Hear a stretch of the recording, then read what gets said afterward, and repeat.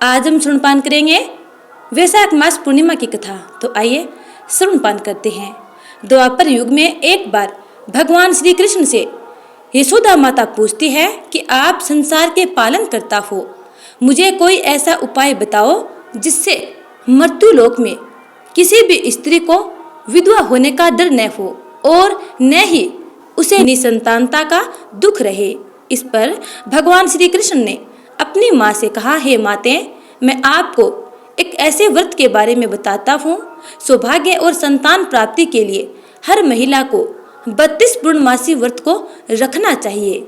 यह संतान और सौभाग्य की रक्षा के लिए बेहद महत्वपूर्ण है। मैं तुम्हें विस्तार से बताता हूँ। कांतिका नामक एक नगर में चंद्रहासे नाम का राजा राज करता था।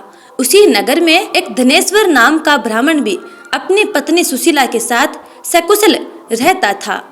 इनके घर में धन संपत्ति की कोई कमी न थी, लेकिन ब्राह्मण के कोई संतान न थी, जिसके कारण दोनों दंपति बहुत दुखी रहते थे।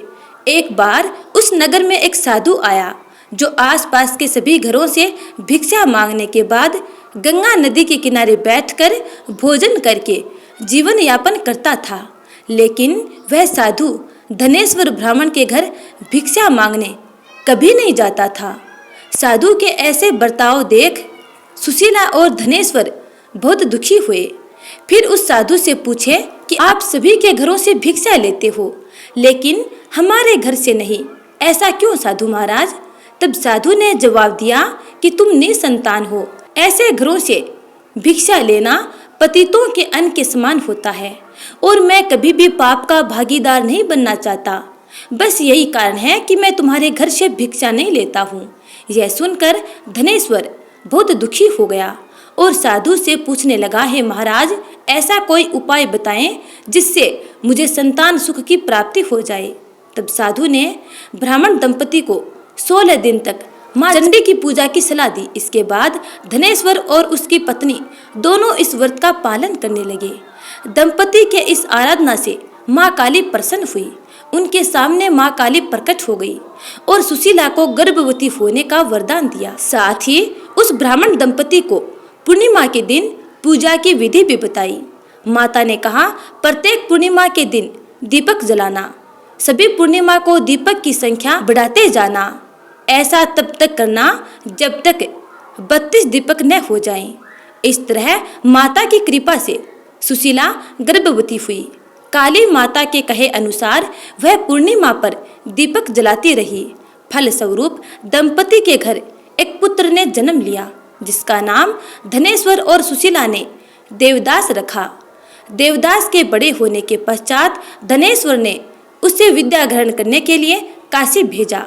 काशी में देवदास के साथ एक अजीब दुर्घटना घटी, जिसमें धोखे से देवदास का विवाह हो गया। जब देवदास ने बताया कि वह अल्पायु है, फिर भी उसका जबरदस्ती विवाह करवा दिया गया। उसके कुछ समय बाद जब काल देवदास का प्राण लेने आया, तब वो विफल हो गया। इसके बाद काल ने यमराज तक संदेश दिया कि वह देवदास के प्राण लेने में असमर्थ है। इसके बाद यमराज ने इसकी वजह जानने के लिए भगवान शिव और माता पार्वती के पास गए।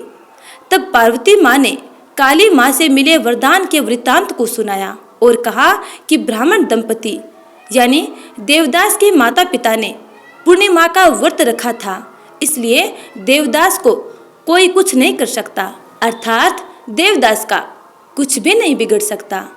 पूर्णिमा के महत्व को जानने के बाद से कहा जाने लगा कि इस व्रत को करने से जातक को काल से मुक्ति मिलती है, साथ ही भगवान उसकी मंगल कामनाएं पूर्ण करते हैं। तो प्रेम से बोलिए भगवान श्री हरि विष्णु की जय। कथा अच्छी लगी है तो लाइक कमेंट कर देना, चैनल को सब्सक्राइब कर लेना। राधे राधे।